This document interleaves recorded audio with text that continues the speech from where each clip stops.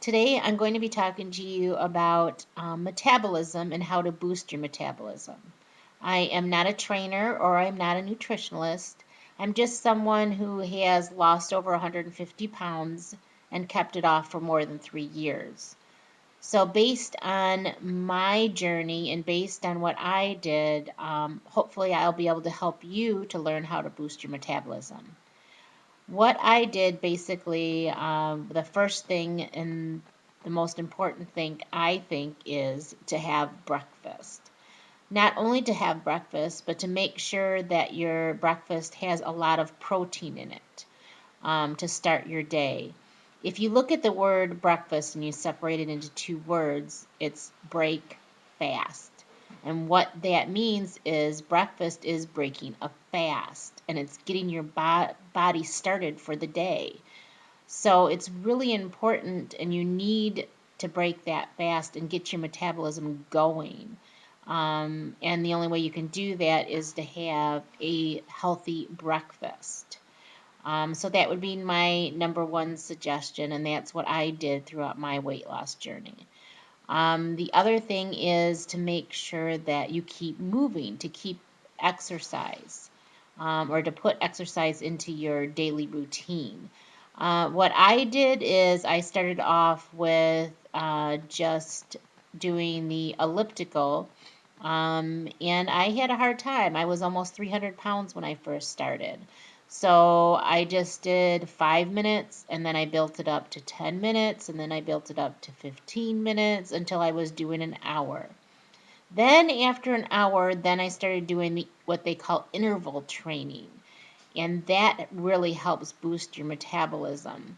I think the main thing is to keep changing, to make sure that you're constantly changing and basically tricking your body into thinking that to burn more fat or to keep your metabolism going is to basically always be changing or to have a constant change. And that was one of the things that I incorporated in my diet. I never stayed stagnant um, in my diet and in my exercise. I was always changing. Then after I got comfortable with my hour, then I started going with the intervals as far as the speed goes. I would go very quickly for, say, a 30-second burst, and then 2 minutes, just a regular pace, and then again 30 seconds. But again, I would always be changing up something in my workout. The other thing that I did is I had like 5 meals a day. I would have breakfast, and then I would have a snack, and then I would have lunch, and then I would have a snack, and then I would have dinner. And then after 7 o'clock, I would never eat after 7 o'clock and stop my body, and that would be my rest. I know a lot of people think that people who are heavy because they eat a lot. But in my case, and I found in a lot of obese people who are really obese, it's not that they eat so much, it's when they eat. And when they eat a lot. And that's what happened with me is that I basically did not eat all day long.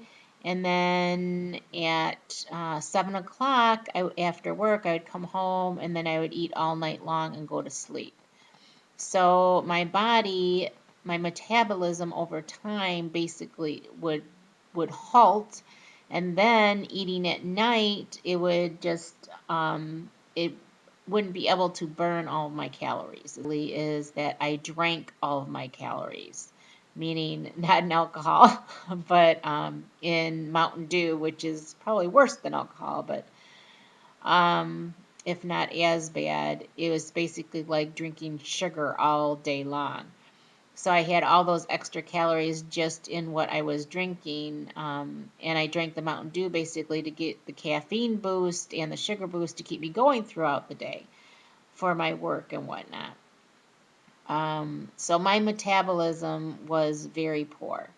With the way that I was eating, it really messed up my metabolism. So the only way that I could jumpstart my metabolism was to make sure my body knew that it wasn't starving and that it was getting the right nutrients to really get it revving. And that's what happens if you don't eat, say if you wait 5 hours to eat. Your body starts to, or what my body would do is it would start to basically just store all the fat, thinking that I better store it and keep it and make sure I have as much fat as possible because to put it on reserve for when it didn't have food.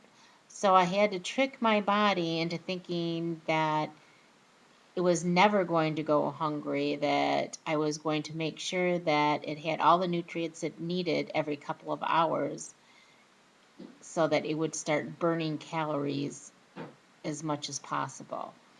And that's what it did. I mean, I on average lost 3 pounds a week, and which I thought was a really good average. And it was just by making sure that I ate every 3 hours and my body kept on burning the fat because it knew that it wasn't in any danger of starving. The other thing that I tried to do is to make sure that the meals that I had were balanced as far as, even though they're mini meals, that if I had, say, a carbohydrate, that I would have a protein along with it. So, like if I had, say, even an apple, which is a good carbohydrate, but I would have an apple with string cheese with some protein. To have the fiber with the protein really helps fill you up and keep your metabolism going quickly. Also, I tried to make sure that I had protein in every snack that I ate. So it would be either nuts or cheese or the Greek yogurt or something that had some type of protein in it. So my suggestion would be to have at least 30% of your food to be protein. I actually shot for around 40% on protein, but again, I think the suggestion is at least 30%. But I am not an expert, like I said. I just am going based on from my losses and from my family's losses and from the people that I've helped coach just with weight loss. And I have helped quite a few people as far as since my weight loss journey to help them lose weight the same way that I did, and it's worked for them also.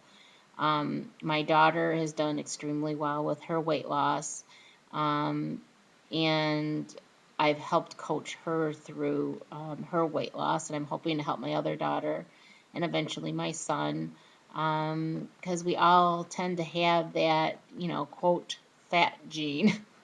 That for some reason our metabolism doesn't seem to run as well as most, and I think a lot of it has to do with genetics. Now, if that's proven or not, I don't know, and I also know that the older that you get, your metabolism will slow down.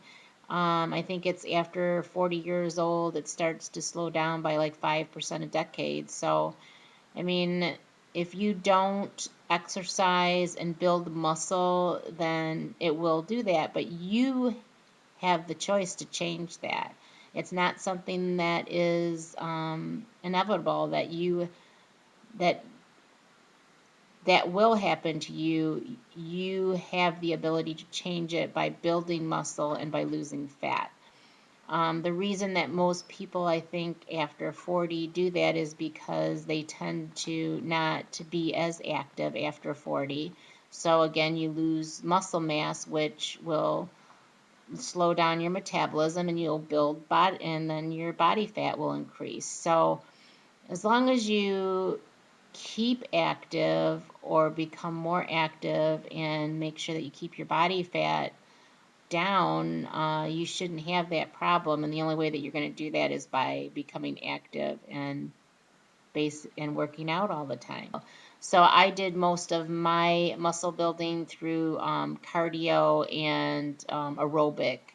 and also resistant training, because with the elliptical there is resistant training on that. So or with that, which has helped, I think, with building my muscle, because my muscle mass is very good. I am at 22% right now, muscle or body fat. I'm sorry, 22% body fat, and my muscle mass is very good. So, and I contribute that to. I work very hard on the elliptical, and I am constantly on the move, um, which brings up another subject of most people who keep the weight off too, they found, or who are naturally thin, are constantly fidgeting, or they're constantly moving. Being it just moving your foot or tapping your hands or just constantly moving, period. So, I mean, not that I say that you should fidget all the time, but actually moving, even just moving your foot up and down or moving your body in any way, is going to keep you active. Parking farther away, everybody knows this. If you go shopping, park to one of the farthest parking spots and walk in. Take the stairs instead of the elevator. It's just small little simple things like that. They can make a big difference throughout your life. That will help your metabolism, is to make sure that you get 8 hours sleep a day, because during your sleep, after I can't remember what it is. It's like after 2 to 3 hours of sleep, when you get into your really good sleep, that is when your growth hormone starts to secrete, and that builds muscle mass, which in turn will burn fat. So they say that it's really important for you to get your sleep. The more muscle mass you have, the more calories you'll burn throughout the day. So it's sort of a no-brainer to make sure that you build as much muscle mass as possible, and you'll burn a lot more calories even just sleeping, because it'll raise your metabolic rate, which is the rate of calories that you burn while doing absolutely nothing, by just sleeping, by just breathing, basically, without even moving at all. Um, by building muscle mass, that helps keep that metabolic rate higher, so you'll burn more efficiently. Or eating oatmeal instead of your sugary cereals. I mean, just simple choices like that is going to help with your metabolism. Eating cleaner. When I say eating cleaner, meaning not eating things that are processed, eating more foods that are natural, anything that basically comes from the ground or comes from or has a mom. I mean, to make it simple, if it comes from the ground and has a mom, then your body's going to burn it more efficiently, because it'll know what it is.